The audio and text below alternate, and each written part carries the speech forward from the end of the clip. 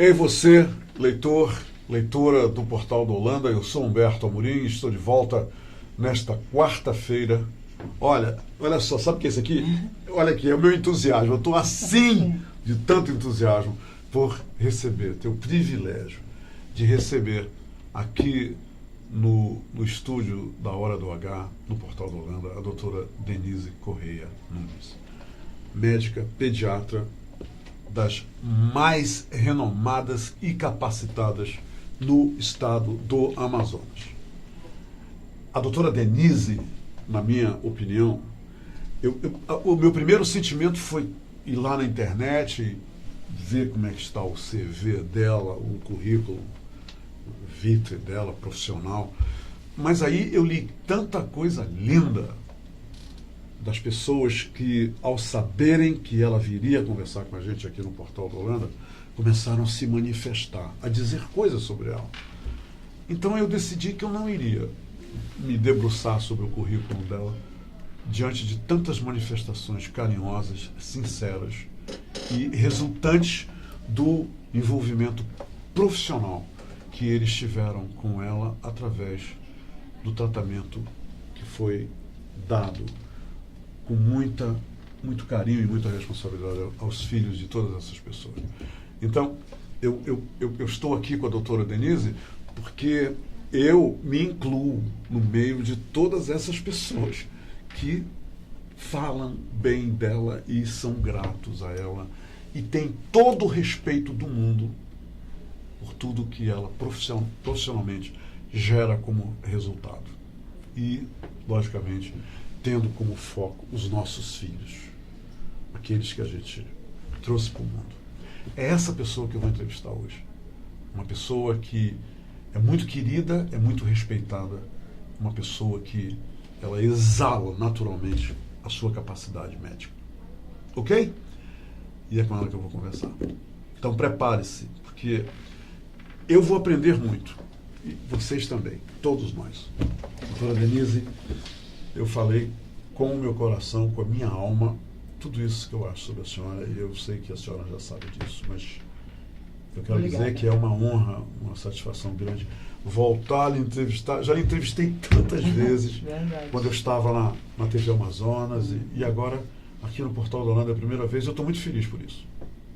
Seja bem-vinda, doutora. Eu também estou feliz por ter vindo, por reencontrar você novamente, um profissional de alta competência, sempre foi, né? E querido por todos, tão querido que foi agraciado com o título de cidadão do Amazonas, recentemente na Assembleia Legislativa do Estado. E a senhora estava lá? Parabéns. A senhora estava lá. Sim, obrigado. Fui lá para prestigiar. Que bom, doutora. Doutora, me diga uma coisa. Qual é a grande diferença hoje que existe, a mais patente ou as mais patentes, entre as crianças de ontem, sem a internet, sem esse distanciamento que existe nas famílias? Os filhos hoje não almoçam com os pais, não jantam com os pais, os filhos estão trancados nos quartos. Agora, começando desde lá do bercinho, qual é a grande diferença que existe entre, por exemplo, uma criança dos anos 60 e 70 e a criança dos anos 90 e 2000, doutora? Digamos que as crianças de hoje são muito mais antenadas e elas precocemente, eu tenho, às vezes até recém-nascido, já está participando das telas, através do tablet, da televisão. Ontem mesmo, no consultório, uma mãe falou: doutora, minha filha tem 6 meses. Ela já assiste os programas de televisão, mas programas apropriados, desenho infantil, de acordo com a idade dela e tal. E aí eu lembrei... 6 meses, doutora? É.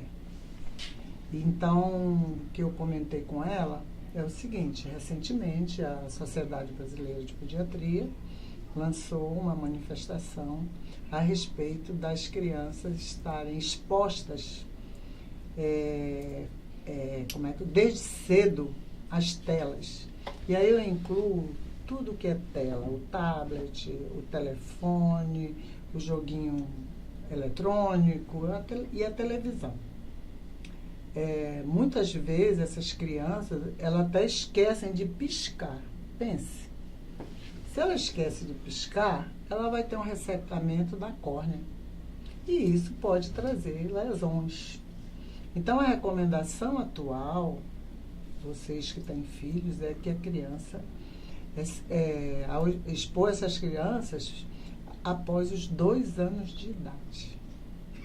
Isso vicia a criança também.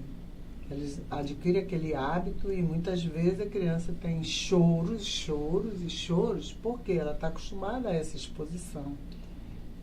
E aí ela já sente falta. E muitas vezes o choro pode ser por conta disso. A senhora acha que existem pais hoje em dia que, diferente dos pais desses anos que eu mencionei, veem nisso aqui um objeto que seja moderno, a chupeta, quer dizer, isso acalma a criança e isso também torna tudo mais fácil, até no relacionamento com a criança. Aí ele diz, assiste isso aqui, apropriado, tudo bem, mas será que é isso que está acontecendo agora? E nós consideramos as telas hoje como a babá eletrônica. A babá eletrônica. A criança fica hipnotizada ali. E fica quieta, né? Fica quieta, é verdade. Dá menos trabalho. Para as babás das crianças, isso é ótimo, né? Elas adoram de ficar com a criança vendo a TV. A desculpa é a criança. Mas acontece que a criança, ela está em processo de crescimento e desenvolvimento. Então, no momento que ela fica numa atividade sedentária, né, que é sentada, assistindo a televisão... O pescoço dobrado, às vezes. O pescoço, quando é celular, o pescoço dobrado, aí eu posso ter problema na coluna cervical, né? Aí, essa criança deixa de brincar. Se relacionar a outras crianças. Se relacionar com o mundo em volta dela e se relacionar com as crianças. Ela fica muito ligada no mundo virtual. Entende? E que não é real esse mundo, né? Não é real, não lhe traz experiências de vida, inclusive, né? A gente pode afirmar isso, porque ela está quase sempre ligada num aparelho desses. Por outro lado, a gente sabe que muitos pais, que nem mais conversam entre si, está cada um com seu celular, cada um num canto do sofá, né? Vendo as últimas mensagens. Priorizando os ausentes, né? Exatamente. Aí, onde vai... Cadê o diálogo com a família? Onde está o diálogo? Onde está, por exemplo, aquele almoço, né, que a gente tinha antigamente? Toda a família reunida, todo mundo contando seus causos. Esperando o pai chegar para almoçar. Exatamente. Enquanto ele não chegava, não se almoçava. É verdade. E hoje em dia... as mães, as mulheres já há algum tempo atualmente, elas todas trabalham e estudam. Então, eu já tive uma cliente que ela era professora e ela dava aula de manhã, de tarde e de noite. Outras trabalham durante o dia e vão para a universidade à noite. E as crianças são totalmente terceirizadas. Né? Ou elas ficam com a avó, ou o pai também pode ficar tomando conta. Mas, enfim, há um prejuízo para a criança. Né? Mas a gente entende que a mãe, muitas vezes, que ela não teve a oportunidade de estudar e agora abriu-se um leque enorme, facilitou muito, então as pessoas querem crescer. E muitas vezes querem crescer, estudar, para ganhar mais dinheiro, para dar tudo para o filho. O problema é quando o tempo passa e o filho não é mais aquele bebê. O tempo passou. Muitos pais não curtiram a infância da criança. E isso altera o laço familiar, né? Altera o laço familiar. Doutora, na sua visão, como é hoje a mãe de primeira viagem? Qual é a diferença da mãe de primeira viagem para as outras mães? Porque, baseado nessa mãe que a senhora acaba de descrever aí, que isso aí é factual, não resta dúvida. Mas a mãe de primeira viagem atualmente, ela sabe como lidar com os primeiros casos de negativos na criança, de doenças, que aparecem justamente na tenra idade. Como é que essas mães atuam? Eu fiquei curioso depois que a senhora falou. A gente tem mães que elas leem muito. Tem grupo de mães agora, né, com o WhatsApp, grupo de mães, elas trocam muitas informações entre si. O problema é quando as informações são equivocadas. Ou de dizer, o meu pediatra fez isso, outro fez aquilo, outro faz diferente e tal. Quando a gente atende uma criança, por exemplo, eu não posso fazer numa e fazer igual para todo mundo. É um atendimento personalizado. E diferenciado, então, né? Exato, é de acordo com as necessidades daquela criança, daquela família. Entende? Então a gente procura conhecer como é o dia a dia da família, se trabalha em quê, muitas vezes. E conversamos muito com a criança. Criança maiorzinha, a gente já conversa. Até com o bebê, às vezes. Quando a gente vai examinar, a gente já conversa com o bebê. Porque isso é extremamente importante. Tem pesquisa demonstrando que essas crianças que a gente conversa muito, que a gente conta história para ela, que a gente mostra figuras em livro, fala o nome, isso tudo vai estimular a fala. Inclusive, essas crianças podem passar a ter um gosto pela leitura. Pensa o quão importante é ter gosto pela leitura e se preparando para chegar no vestibular, fazer uma boa redação. Não é? A gente tem que ler muito, ler bastante para a gente poder saber escrever, para a gente redigir um fato que acontece. Isso vem desde o berço, digamos assim. Ontem mesmo eu atendi uma mãe que ela estava me contando a experiência dela, que o filho dela, com 2 anos e meio, ele já conseguia ler palavras. E ela até mostrou a primeira palavra que ele falou, que eu agora não estou nem me recordando. É óbvio que isso é uma coisa rara, né? Sim. Uma criança Sim. de 2 anos e meio a ler. Uma criança Mas começa a dominar a isso, linguagem a partir de que ano? 1 ano e meio? Bom, a gente tem uma expectativa que em torno de 2 anos ela consiga falar 30 palavras, já fale frases curtas. Entendo. Compreendeu? Então, a criança que tem dificuldade de linguagem aos 2 anos e que ela fala poucas palavras, que ela não interage muito com o mundo, então a gente já tem que investigar para autismo. Quer dizer, já existe uma suspeita que aponta para essa direção, doutora. Exatamente.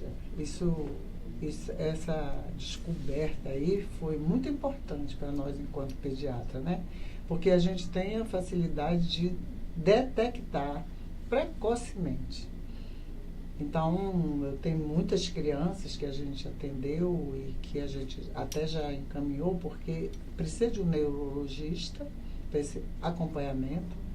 Geralmente ele faz um questionário e a escola também faz, quando a criança está na escola. E depois desse questionário ele vai analisar a criança e aí que ele vai realmente definir se é ou se não é. Qual é a análise que a senhora faz, doutora Denise? Eu fui na semana passada e retrasada, eu fui 3 vezes a uma igreja. Por diferentes motivos eu fui até a igreja. E eu percebi uma coisa interessante. De repente eu percebi isso, sem estar preocupado com isso. Eu não vi nenhuma criança, eu não vi nenhum jovem dentro da igreja. E eu comecei a olhar em volta, a minha curiosidade me liderando.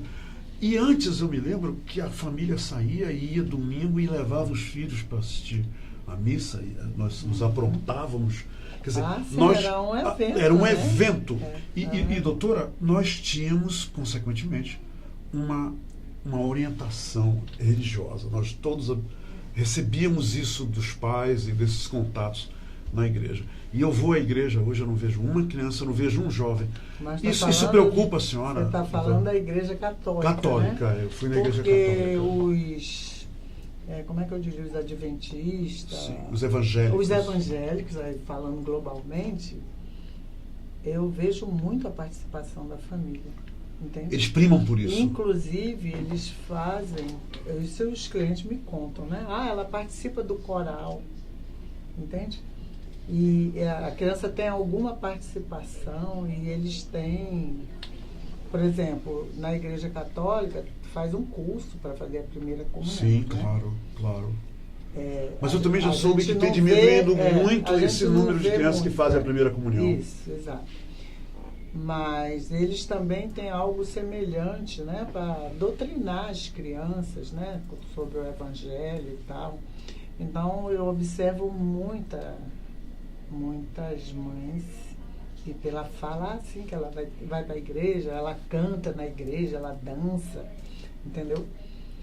É interessante. E a gente vai descobrindo isso e ela faz atividade física.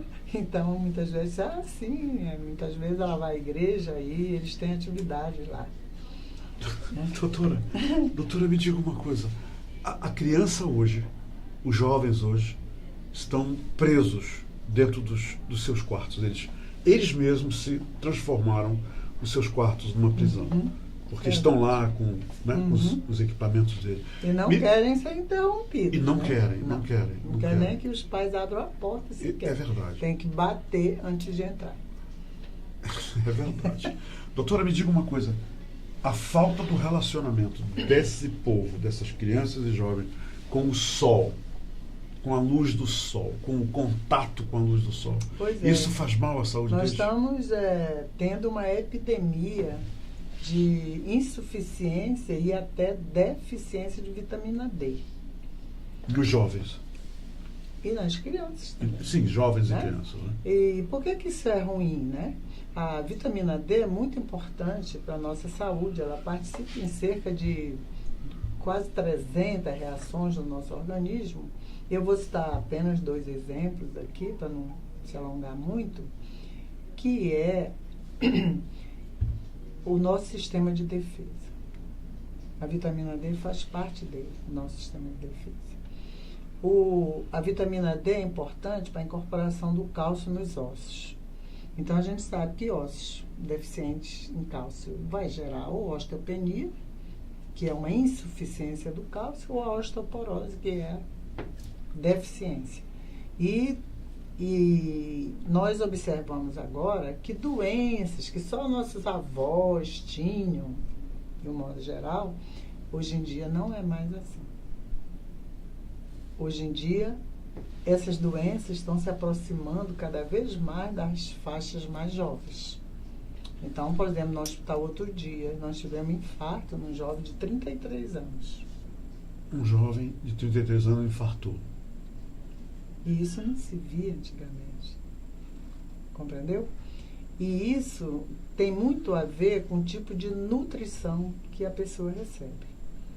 E até quando ele é concebido.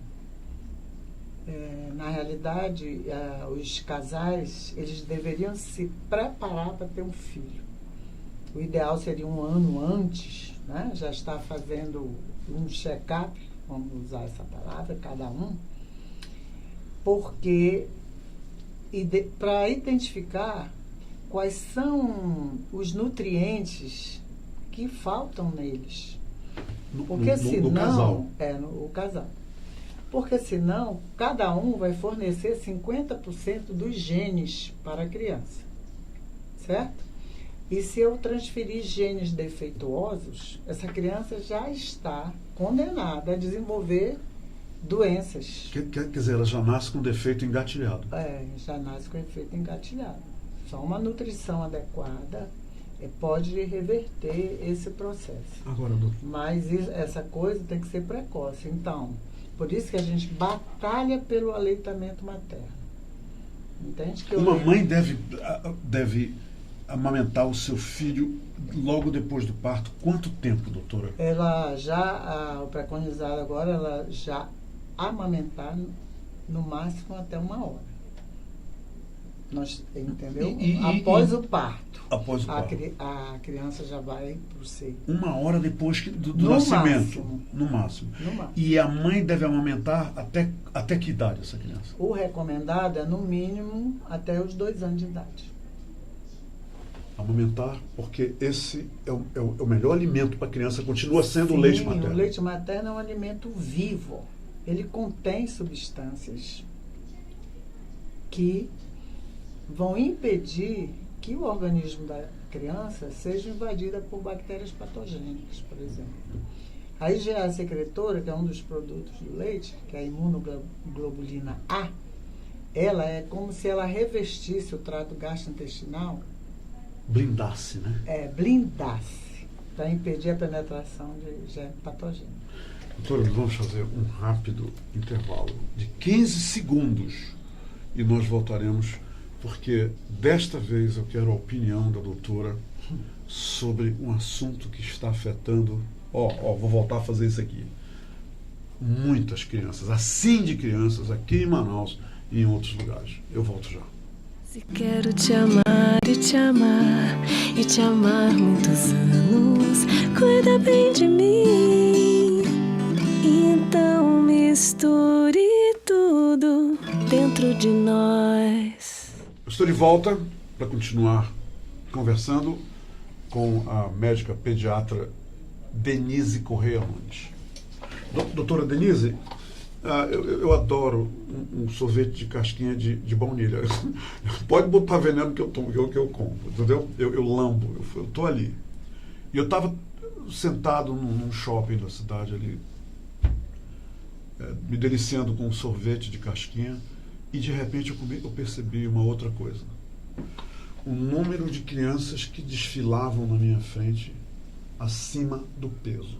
Algumas de chamar a atenção, doutora. Mas aí eu percebi uma outra coisa também, doutora Denise. O papai gordinho, a mamãe gordinha e o filhinho, olha o filhinho. Sim. E outra coisa. Aquelas lojas lá que vendem o tal da comida rápida, a fila cheia de crianças e cada um pega aquele sanduíche desse tamanho, que o menino não tem nem boca direito para morder aquilo ali. A boca ainda é pequena para aquilo ali. Verdade. Doutora, me diga uma coisa. A senhora se depara todos os dias no seu gabinete de trabalho com crianças que estão tendo esse problema, e a senhora diz na lata para os pais, porque a coisa vira tabu, né, doutora? Assim, eu dizer para uma amiga minha que o filho dela está gordinho, que ela está gordinha. Aliás, a gente diz está forte, né? Olha, esse menino está muito forte. Verdade. Doutora, como é que a senhora lida com isso? Com crianças obesas no seu, ou acima do peso, no seu gabinete? Quando a família chega, vamos dizer assim, eu posso contar um fato antes? Por favor. Imagina que chegou uma família, todos com sobrepeso, alguns obesos. Visivelmente. É aquela criança que veio com vários. Né? Mas sabe quem veio consultar? Foi um outro filho que estava magrinho, segundo os pais. Deixa eu ver se eu entendi. Os filhos gordinhos estavam só fazendo companhia. Isso. O filho magrinho veio para consulta. Veio para consulta. Agora eu quero ver o que a doutora Denise fez. Eu estou tentando imaginar a senhora. Na realidade, um dos casos, acho que foram 3 crianças. E tinha o obeso, o sobrepeso, e tinha o outro considerado magrinho. O sobrepeso é quase obeso, né? É isso que a senhora quer dizer? Exatamente. O menino que está basta um empurrãozinho e vira obeso. Isso, ele já chegou no limite máximo da normalidade e às vezes até já passou do limite normal. Mas assim, eu procuro trabalhar com a curva de peso. Peso e altura são 2 indicadores importantes para a gente fazer o acompanhamento da saúde da criança. Não se enganem, muitas vezes a criança não está crescendo bem. Então, se a curva de peso dela não está subindo como deveria, há uma alteração no ritmo do crescimento da criança, a gente já tem que investigar o que está acontecendo. Posso dar exemplos tipo infecção urinária, que muitas vezes ela não dá sinais, Entende? Ela está acontecendo, mas é que ela não está sintomática. Sinais, dores, sem dor nenhuma, nada, sem né? dor Nenhum nenhuma. sinal. Isso, é. Então, acontece muitas vezes isso. De você ir investigar, a criança tem uma infecção urinária que não tinha sido percebida. Outras vezes está com anemia, que a anemia é um outro problema importante, né? E invisível, né? Isso, muitas vezes invisível. E muitas vezes a criança está pálida, mas ela não está anêmica. Isso preocupa demais os pais. E muitas vezes são crianças que não pegam sol nenhum e estão pálidas que nem uma planta, né? Muitas crianças não pegam sol, né? Pegam sol. Então, quando aparece uma criança pálida, eu digo para eles, olha, toda criança pálida, quer dizer, toda a pessoa anêmica, ela é pálida. Mas nem toda pessoa pálida, ela é anêmica. Então, a gente tem que fazer esse diagnóstico diferencial e tratar de acordo com cada caso. E não querer chegar e passar, vou passar ferro para todo mundo, vou dar remédio para verme para todo mundo. E principalmente quando as pessoas, quando elas moram em área de invasão, as ruas não têm aqueles cuidados básicos com a água, com a rua, com tudo, então é mais frequente essa criança ter parasitose intestinal e outras doenças. Mas uma criança que mora bem, né?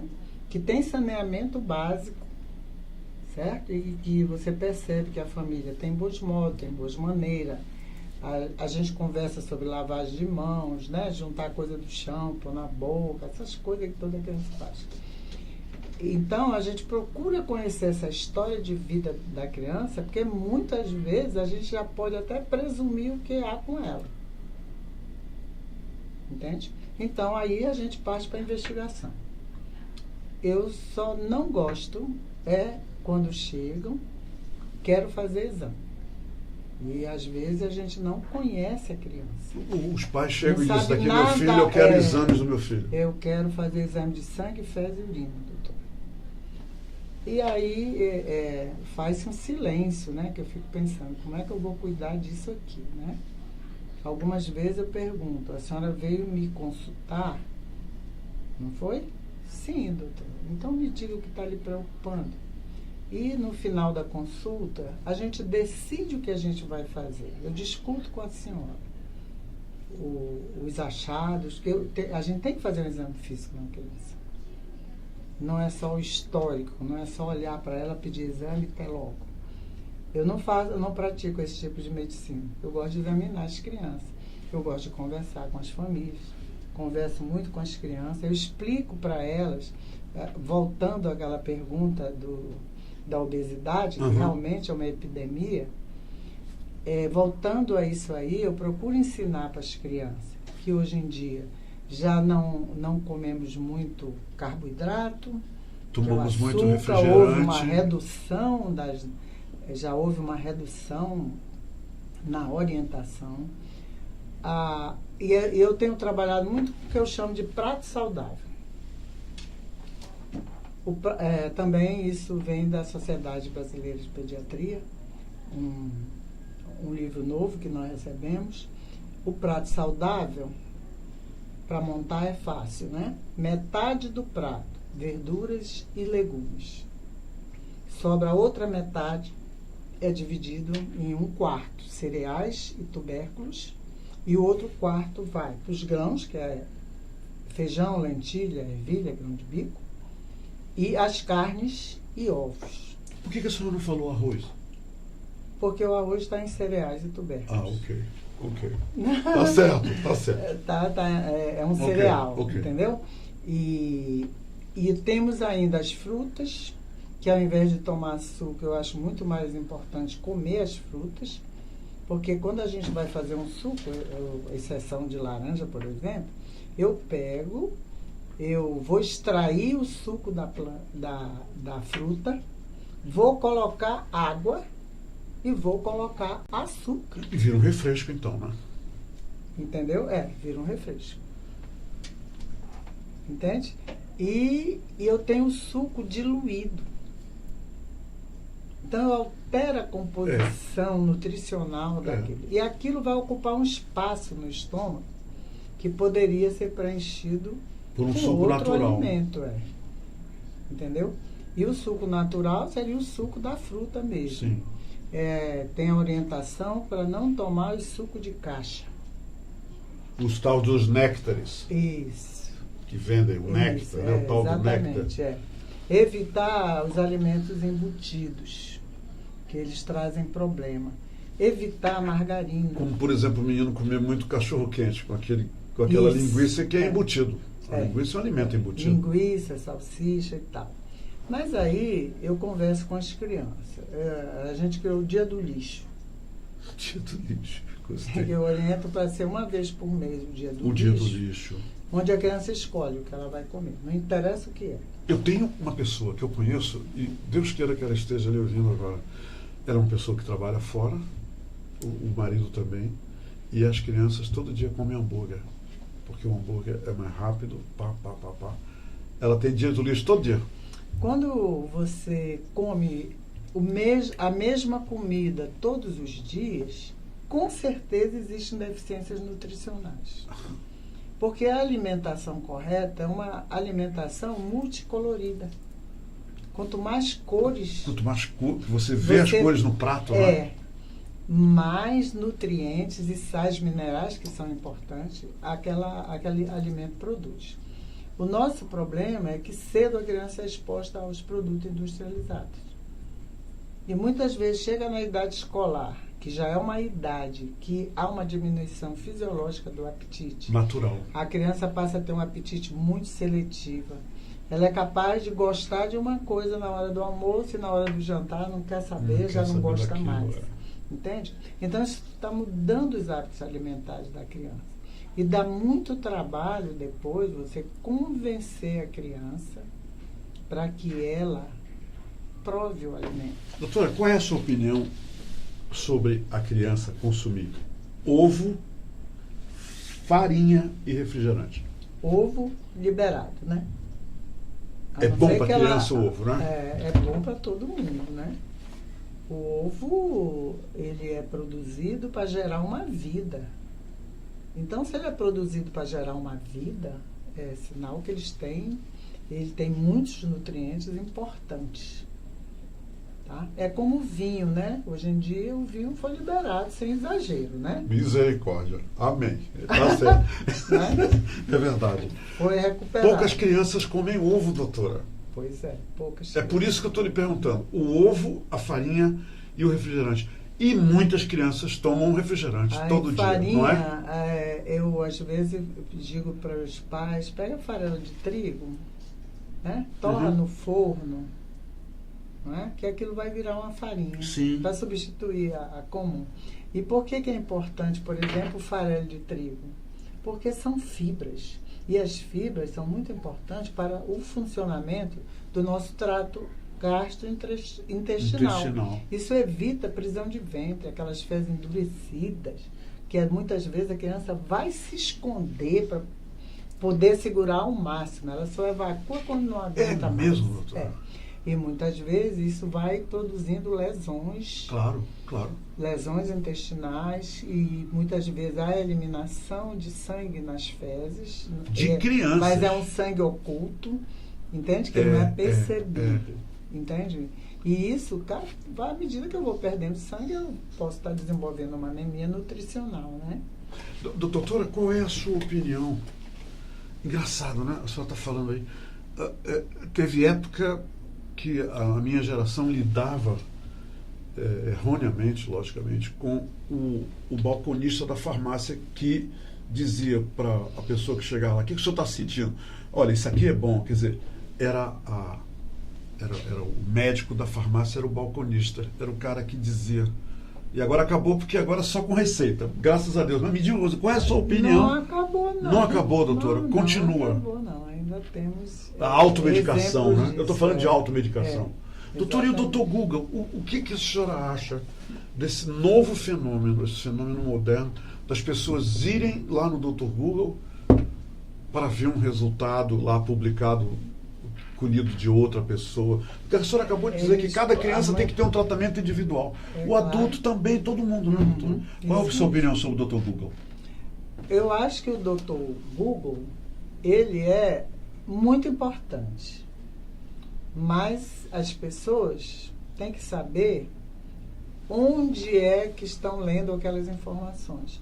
Porque muitas vezes, fazendo pesquisa, observando o mesmo tema em vários sites, por exemplo, é uma repetição. A senhora já observou isso? Já observei isso, é uma repetição, muitos deles. E a gente tem que tomar muito cuidado, porque tem informações que elas não são adequadas. Compreendeu? E o perigo está em um leigo, de repente, não, está no Dr. Google, está ok. Tá tudo bem. Está tudo bem. Não. Foi bom para ele, vai ser bom para mim. Tem que ter uma filtragem. Ainda bem que eles são proibidos de receitar, né? Doutora, qual é a idade que a criança para de necessitar do envolvimento do pediatra? A partir de que idade esse médico tem que ser mudado? Ou vai até que idade a assistência do pediatra na criança? O pediatra é o especialista que atua até o final do crescimento e desenvolvimento 18 anos. Da criança. 18 anos. É isso. Eu atendo até menor de 18, né? Porque eu tenho uma clientela vasta, eles não querem ir com outro médico muitas vezes. Olha só. E tem muita confiança e assim, eu já atendo vários, eu digo que eu sou pediatra avó já. Porque várias crianças, filhos de cliente meu, estão vindo ao consultório. O Nicolas está com 19 anos e a Sofia está com 15. Eu só estou lhe dizendo, tá bom? Tá ótimo. Mas eu já tive um que chegou com 24 anos, aí já começou, porque para você examinar uma pessoa de mais idade é bem diferente que examinar uma criança, né? Claro. E aquilo estava me incomodando, eu tive que conversar com ele, olha, Maninho, peraí. Procurar um clínico, né? Legal essa história, porque, bacana. Porque eu não sei, eu digo que eu não sei cuidar de adulto, né? Mas, e eu procuro não atender mesmo adulto. Que bacana. Eu não me preparei para atender adulto. Dê um conselho, doutora, nesse final da nossa entrevista, para todas as mães. O que a senhora gostaria que todas as mães soubessem através da senhora? Eu gostaria de dizer a vocês, quando a criança nasce, até ela completar 2 anos, serão decorridos 1000 dias de vida. Durante esses 1000 dias de vidas, é feita toda a programação para a vida adulta. Então, essa criança, ela tem que ter uma excelente nutrição, aquilo que eu te falei. Excelente nutrição. E envolvendo as verduras, os legumes, as hortaliças, o arroz sem exagero, o feijão é importante, as carnes, as frutas. Em média, umas 3 a 4 porções de frutas ao dia. Água é vital para o nosso organismo. Isso é para todo mundo, né? Muitas pessoas têm cálculo renais, que quase não bebe água no seu dia a dia. O sol, gente, sol é luz, sol é vida. Sol é importante para a produção de vitamina D. 15 minutos diários, isso já mantém uma taxa de vitamina D muito boa. E, além disso, atividade física. Aquilo que a gente recomendava antigamente só para os velhinhos, para a gente grande, nós já estamos recomendando precocemente para os jovens, né? Para as crianças. As crianças. Porque uma boa parcela dos jovens, eles já praticam quando fazem esporte, por exemplo, né? E isso eu procuro estimular que na escola eles participem dos jogos, façam tudo. A criança precisa de atividade. E é óbvio que ela precisa realizar isso num ambiente seguro. Então, muitas vezes a gente entende que não tem como fazer isso em casa, não é? E então a gente tem que criar situações com que ela possa exercer essa atividade física. E uma coisa que é importante para os pais: conversem com seus filhos. Não deixem eles ficar sem o brincar com vocês. Dediquem um pouquinho do tempo. Eu sei que vocês chegam do trabalho super cansados, muitas vezes, e passar o dia longe do filho, e eles são muito exigentes nessa hora, e às vezes até choram por isso, procure dar um pouco de atenção. Uns 15 minutos de atenção vale por muitas horas frente a tablets, frente às telas de um modo geral. Isso, a criança precisa sentir que ela é amada, que ela é querida pelos pais, que ela é importante na vida dos pais. As crianças que já têm essa certeza são crianças calmas e tranquilas. Elas não ficam chorando o dia todo, fazendo peraltice para chamar a atenção dos pais. Por quê? Porque elas já percebem que os pais dão atenção quando elas estão fazendo peraltice. Entende? Então, muitas vezes ela faz isso. Usa o choro também. O choro é um instrumento que a criança de controle, usa, né? De controle. Eu tenho pais que eles são escravos, literalmente, dos seus filhos. Criança muito exigente. Doutora Denise, muito obrigado. Obrigado. Obrigado, minha amiga. Eu que agradeço. É muito bom a gente estar conversando e dividindo um pouco que a gente pratica com toda a comunidade. Eu gosto disso. Eu sei que a senhora é formidável. Bem, minha gente, é isso aí. Eu realmente estou encantado com essa entrevista e eu sei que vocês estão também. Obrigado pela companhia. Amanhã quinta-feira, eu estarei de volta. Não se esqueça, amanhã vamos falar de cultura aqui, tá? Vamos falar de cultura. O camarada vem aqui amanhã, doutora. O camarada é amazonense, é daqui.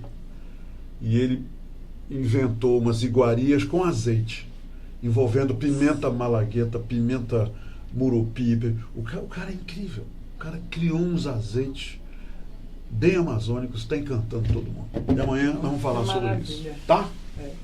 Obrigado, tá, doutora? Ei, até amanhã, gente. Obrigado pela companhia.